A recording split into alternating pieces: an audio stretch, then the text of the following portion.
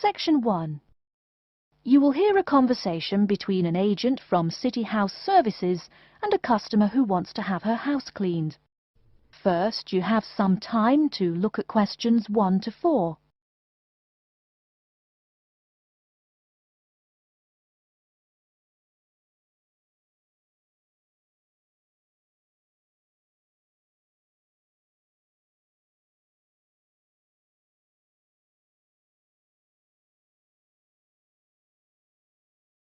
You will see that there is an example which has been done for you.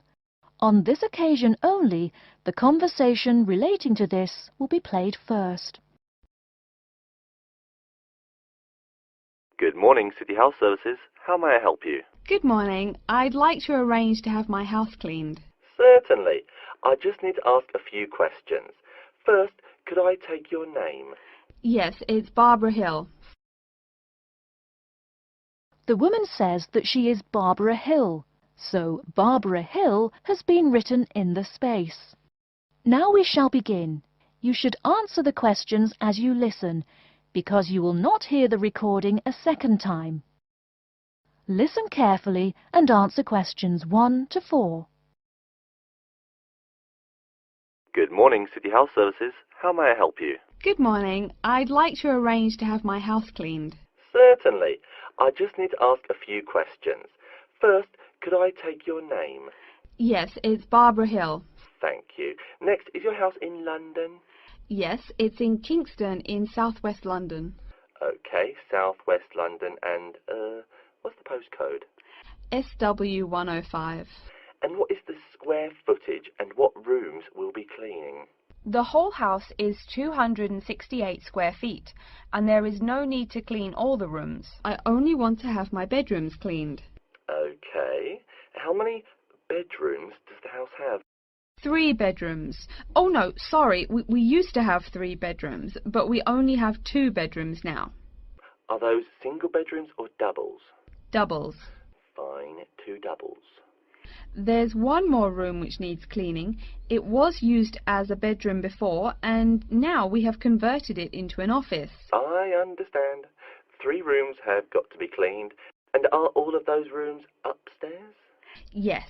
Then downstairs we have a kitchen diner, conservatory and lounge. The kitchen diner is quite large and has the usual equipment: cooker with oven, refrigerator, cupboards and worktops. The conservatory has a lot of plants, but there's no need to take care of them. The lounge has a leather 3-piece suite and a large coffee table. Thank you. And do you keep any pets? Yeah, I really love keeping them. I've got 2 dogs and 3 cats. Okay, then if our staff come over to offer the service, please take your pets away. Have you looked at our service packages? Yes, I have one in front of me. Excellent. Before you hear the rest of the conversation, you have some time to look at questions 5 to 10.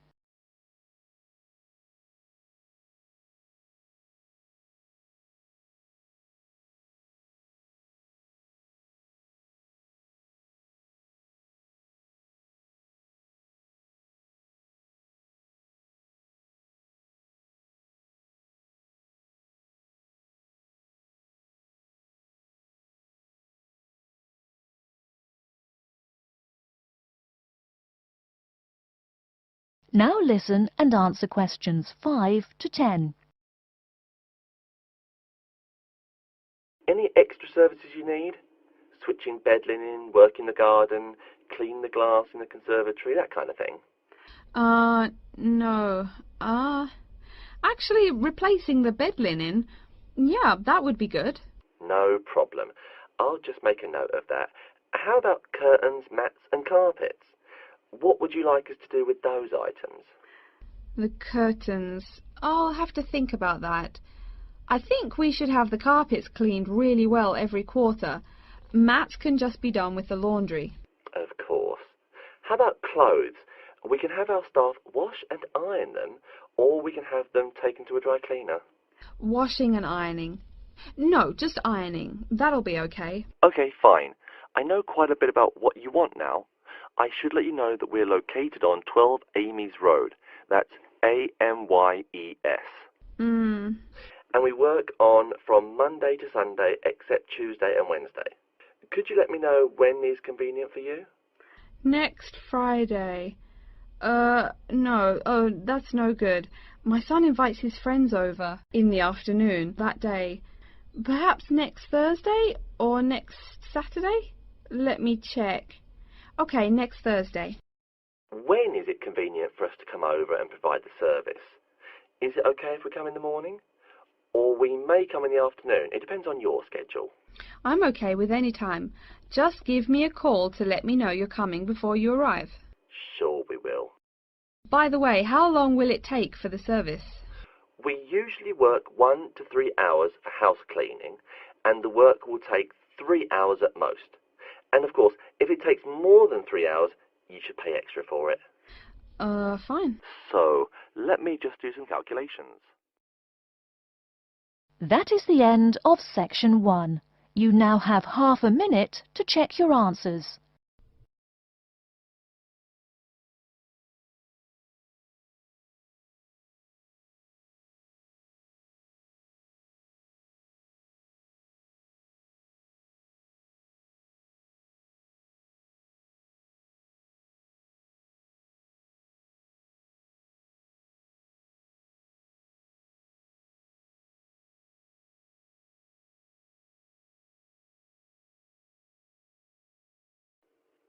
Now turn to section 2.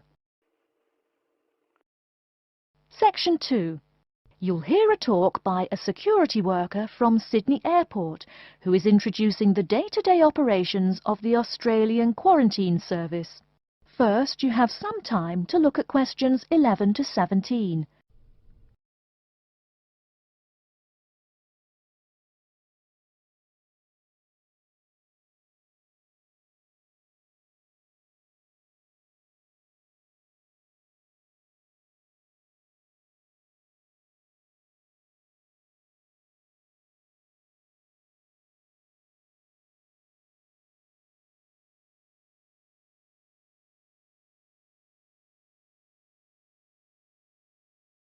Now, listen carefully and answer questions 11 to 17. Hi everyone and welcome to Sydney Airport. Today I'll be giving you the inside information on the day-to-day operations of the Australian Quarantine Service here. We hope to provide you with a better understanding of why such heavy security regulations are necessary by educating you on how we operate and why we do the things we do. We're not here to try to persuade you to fly through Sydney Airport, though we hope you'll find your experience relatively stress-free and comfortable. First things first, our personnel. Can anyone guess how many people work at Sydney Airport? We have 200 alone working in Terminal 2, so can you guess how many in the whole airport? I heard someone say 360. That's getting closer. What? Did someone say 2,000? That's way too high. Sydney Airport actually employs 440 people. A lot, right? And about half of those employees work in security-related matters. Moving on to our not-so-human employees, let's come and see our favourite pooch, Milton. Milton is our best drug-sniffing dog on the force. He's friendly to most people. You can even come pet him at the end of our tour. Burnouts, beware though. He'll find everything. Notice that even though there are so many of us around him, Milton stays quite calm. This is the precise reason he was chosen for the job. Dogs that are chosen are not predisposed to sniff out different narcotics. That's something we teach them already. So here's a part of the airport most people never notice, the cargo transport terminal. This is where packages are shipped to and from. Normally we ship around 4,400 packages per month. In this airport alone, over 52,000 packages were shipped in and out over the past year. We ship to and from 170 different countries. Not bad, eh? Probably it will go up to over 72,000 packages this year. And despite over 100 flights in and out of here daily, the number of lost or delayed packages is impressively low. If you send your package through here, rest assured we'll get it where it's going. Let's move on to the area most of us are familiar with, the passenger terminals. In order to be allowed into this area, you must pass through security with your ticket and, if you're travelling internationally, your passport. If you're travelling domestically, you just need a legal form of ID. If you don't have those, you will not be allowed to pass through security and board your flight. During the security scan, your carry-on items will be checked for dangerous items such as weapons, sharp objects and liquids that exceed our specified limit. If you attempt to pass any of the prohibited items on this list posted at the entrance, you are still allowed to board the plane, but you'll be given a warning and your item will be confiscated. Don't worry, we will not arrest you for having too much shampoo in your bag or anything like that. We also search your carry-ons and parcels for any perishable items. We prohibit the transportation of local vegetation and prohibit parcels containing any insects in them. You may or may not have learnt about this in biology class, but when some plants are introduced to a new environment, they spread wildly and wipe out the current species around it. It is important to control the introduction of new plants into an ecosystem, so we must prohibit the transport of any fertile seeds. So what happens to parcels containing possibly suspicious items? It's of course something we do not take lightly here. If an object passes through the scanner that appears suspicious in any way, it is separated out for manual search by a member of our trained security personnel. If an illegal plant or simple sharp object like a pocket knife is found, it is simply disposed of in our biohazard waste containers, and the package itself is returned to the sender, or passenger if it is for a passenger flight. More serious weapons are reported to higher authorities for investigation.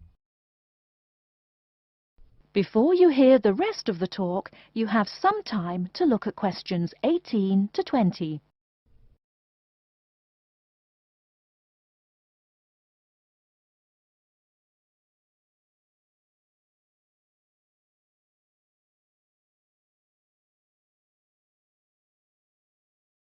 Now listen and answer questions 18 to 20. As far as parcel security, the material of the parcel is important. For shipped goods, the most common material used and the most widely accepted is paper. Make sure it is packed sturdy enough with no rips or tears. We've definitely had packages rip open before due to haphazard packing. A more common problem, though, is the package labels. When an item does not make it to the right place, this is the most common reason. The label may not be in the right place or marked clearly enough. If you're receiving any items from abroad that must be declared, please remember our guidelines in order to ensure the timely delivery of your item. Make sure it is packed correctly, and we ask that you notify customs between 2 and 10 days within the item's scheduled arrival date. OK, before we move on, are there any questions? That is the end of section 2. You now have half a minute to check your answers.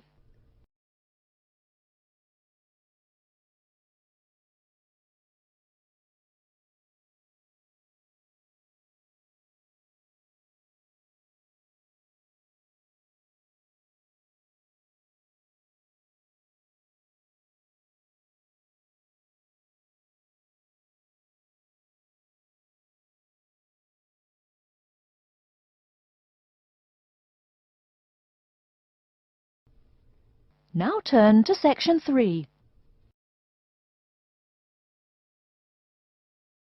Section 3.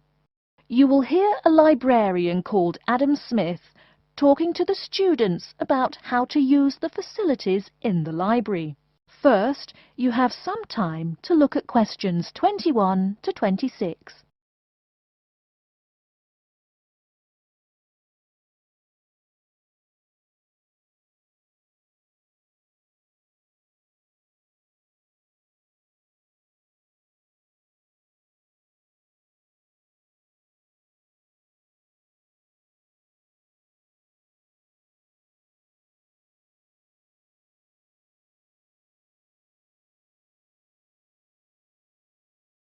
Now listen carefully and answer questions 21 to 26. Welcome. Please come in and gather over here around the tables. My name is Adam Smith, and I'm the librarian here. I'll show you around today and explain how to use these facilities. Hopefully, when I'm done with it, you'll know the ropes. And please feel free to let me know of any questions or concerns that you may have. Now we're at the gate of the library. Upon entering into the door, you'll find that the restrooms are on your left-hand side, and opposite them is a photocopy room. Many of you are wondering about the check-in and check-out process. What you have to do is go to the circulation desk, which is to the east of the photocopy room. The reading room is a really large area in the center of the library, just to the north of the circulation desk. I'm sure you won't miss it. If you're here to do research, this is where you should bring books to look through. However, if you're here to do any group projects or other interactive activities, I advise you to use one of the study rooms, which are just to the east of the reading room. Moving on to the southeast corner, we have the periodical section, just next to the study rooms. We have a collection of different newspapers and magazines in this section. You can get last week's weather reports, or all the top stories 5 years ago. Our periodicals can be traced back 20 years to the time when our school library was built. Our first question. Yes. Can we check out magazines from the library? I'm sorry, but you cannot take any periodicals out of the library. You're welcome to read them for as long as you want while you're here, but you cannot check them out. I wonder if there is any place where we can get some food in the library. Do we have a store here? Of course. The Food Service Center is just meters away from the study rooms. It's on the northeast corner as you look at the map. The Food Service Center offers different kinds of snacks, though it's not big. Well, moving on along to the west, you will find the Video Resource Center on your right hand. We have educational videos and documentaries, as well as major motion pictures.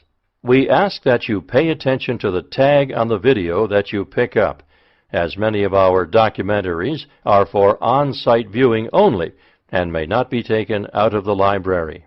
To the west of the Video Resource Center is our satellite TV station. Here we stream the news from Channel 19 for most of the day.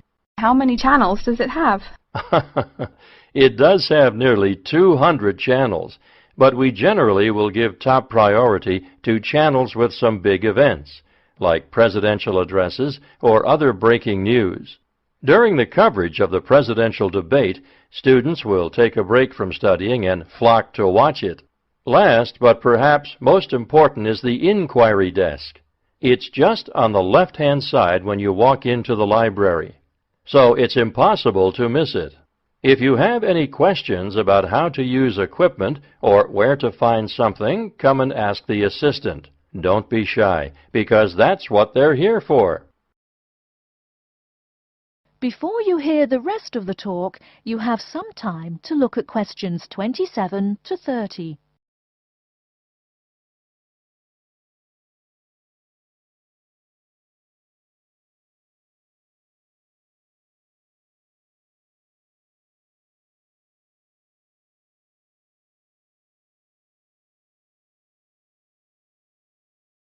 Now listen and answer questions 27 to 30.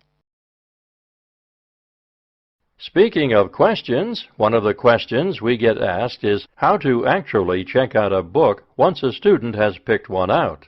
If it's a fiction or non-fiction book, look for the pink and yellow checkout card inside the back cover of the book.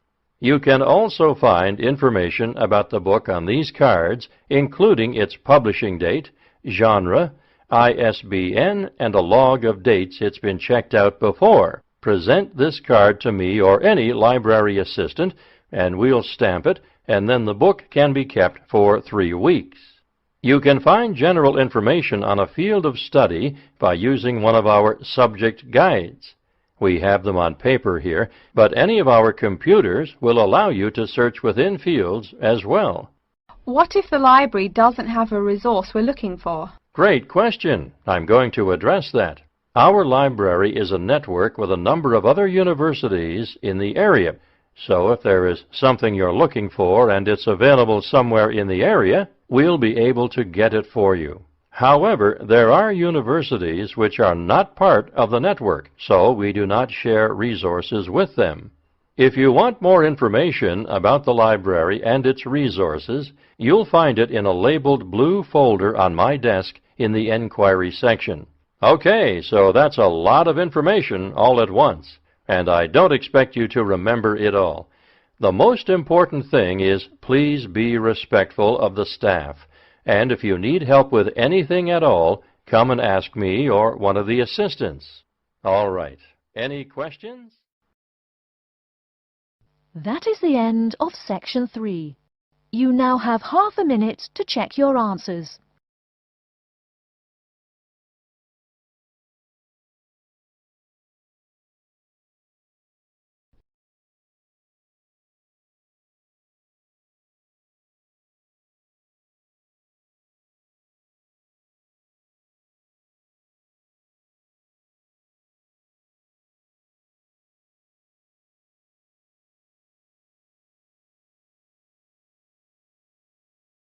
Now turn to Section 4.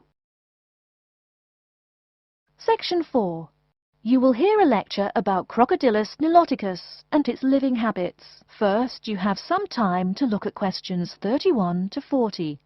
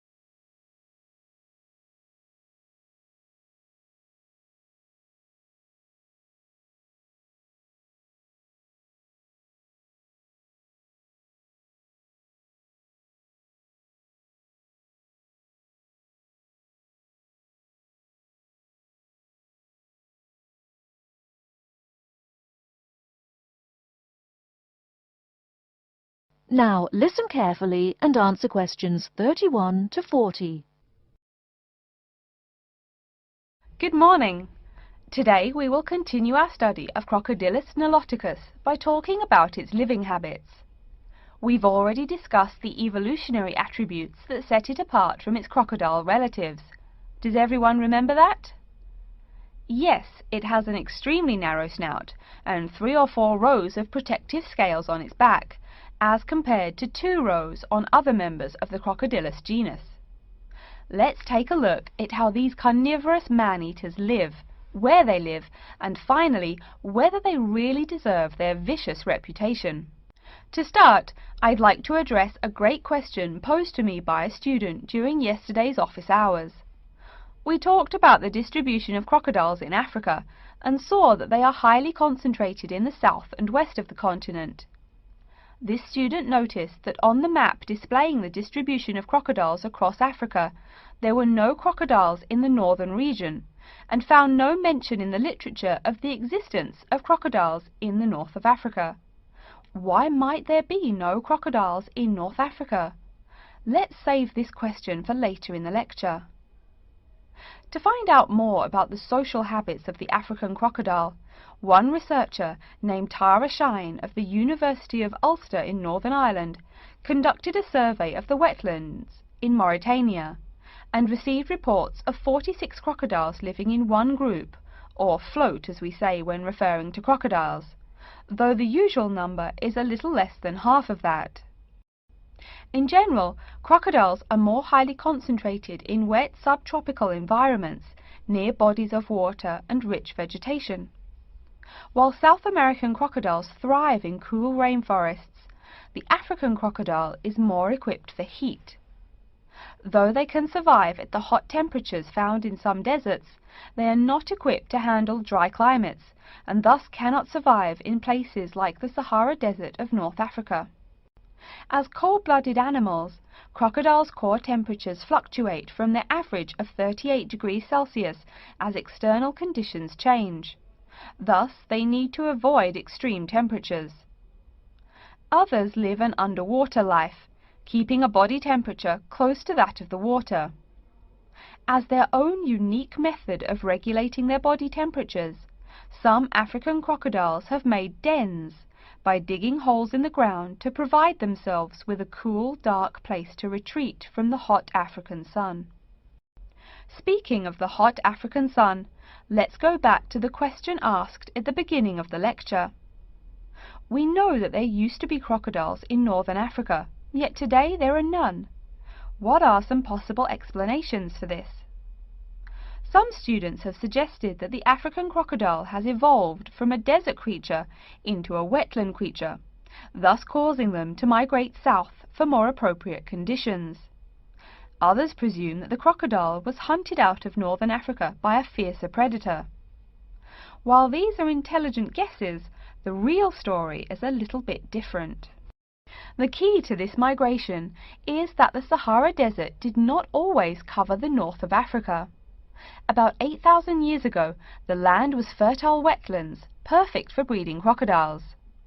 Over time, though, the area dried out and the wetland slowly turned to desert, leading the African crocodile to migrate south to the marshlands they call home today. Some crocodiles did, however, adapt to living in dry conditions. In Mauritania, some crocodiles have learned to survive in an area where they can go up to 8 months with no water, by spending the driest of times in what's called a torpor, or short period of hibernation. To utilize every bit of rainfall, these desert crocodiles dig underground caves that collect runoff, thus staying cool and hydrated. During the mating period in November and December, males attract females to their viciously protected territory through a number of behaviors that range from snapping their jaws all the way to sending infrasonic pulses through the water. Afterwards, the female digs a hole up to 60 centimeters in depth to store the eggs for an 80-day incubation period. The female protects these eggs during the period, and sometimes even helps crack the eggs with her snout at the end. These teeth-gnashing carnivores are softer than we think. Although these vicious creatures have attacked humans on a few occasions, the residents are not afraid of them. In fact, they show a great deal of reverence towards these wondrous creatures. Some say that crocodiles bring water to their habitat, so if they leave, they will bring the water with them. Obviously this is not true, but it demonstrates the admiration the inhabiting people have for crocodiles. Generally, crocodiles do not predate on humans. They attack when humans populate the crocodile's habitat, instilling fear and uneasiness in the crocs. Like any other species, crocodiles are known to attack when feeling fear. There's still a lot more to be discovered about the African crocodile. Researchers want to know more about the population size, how many crocodiles inhabit Africa in all, how they form separate floats, etc. There is still also much to learn about migration patterns and relations to other populations of crocodiles now found in other parts of the world. Next time, we'll examine a few specific case studies of crocodile populations in southern Africa. That is the end of section 4. You now have half a minute to check your answers.